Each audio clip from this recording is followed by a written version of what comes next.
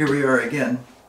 We probably all know how good the Winchester 220 Swift was, but when it came out, the velocities for most people weren't that familiar, and then all kinds of rumors started about how the 220 Swift burns out barrels quickly, and I guess the jury's still out on whether the Swift is a barrel burner. I mean, there's a lot of velocity there and there's a lot of powder there, but I mean, I've owned a few 220 Swifts and I never noticed that much erosion in the bore. Just keep it clean and it seems to be okay. But for whatever reason, Winchester felt they had to do something because of all these rumors about the 220 Swift, which was in the Model 70 and other rifles. There's a lot of material on that you can read about. And they came out with this cartridge that almost nobody talks about, and it's the 225 Winchester. And I don't have a Winchester in 225.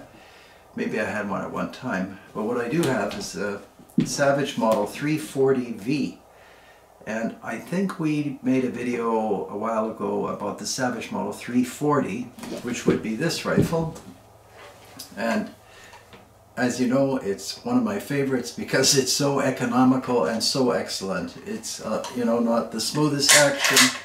It's got one locking lug, but I'd far rather have one of these than the Axis, for example. This one's in 30-30, so they had a rifle set up for the 30-30 Winchester, and that takes slightly different engineering and design work than other cartridges that don't have a rim, because the 30-30, as you know, has a rim. So then I guess the powers that be at Savage decided, well, we can make a varmint rifle based on this 225 Winchester, and I have the cartridges lined up, you'll see them in a moment. And the 225 Winchester is essentially a neck down 30-30. When I was looking at them on the table, the 225 is slightly shorter. It's remarkably similar to the 22-250 Remington, and everybody knows how great the 22-250 is, which is based on the 250 Savage case neck down. I'm not sure that everybody out there knows that watches these videos, but most of you.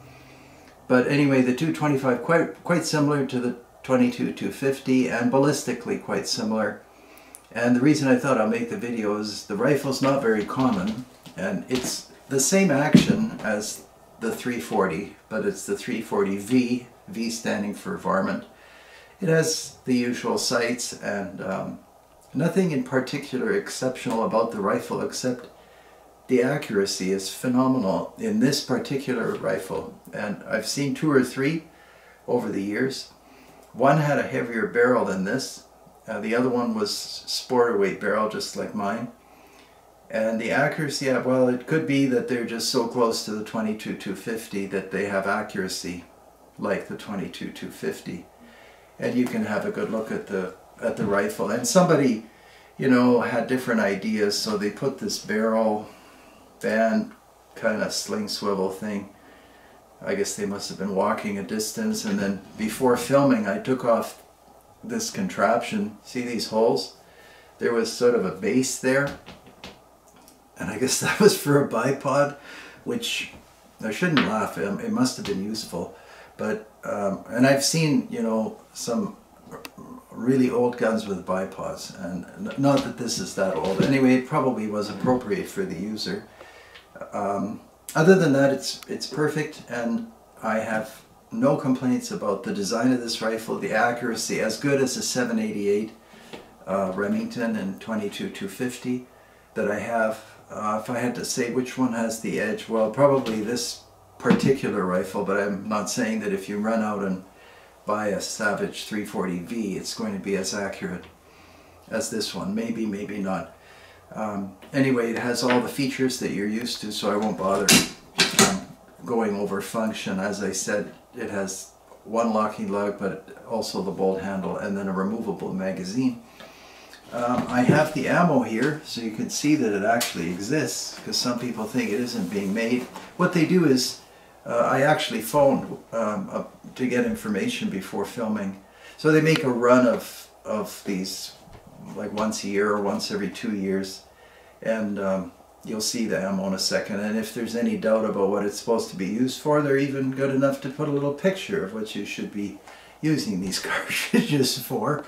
And then in the foreground, we've got the 22-250, we've got the 225, here's the 30-30, that's the parent of the 225. And then for fun I put a 223 and then a 300 blackout just because I had it kicking around.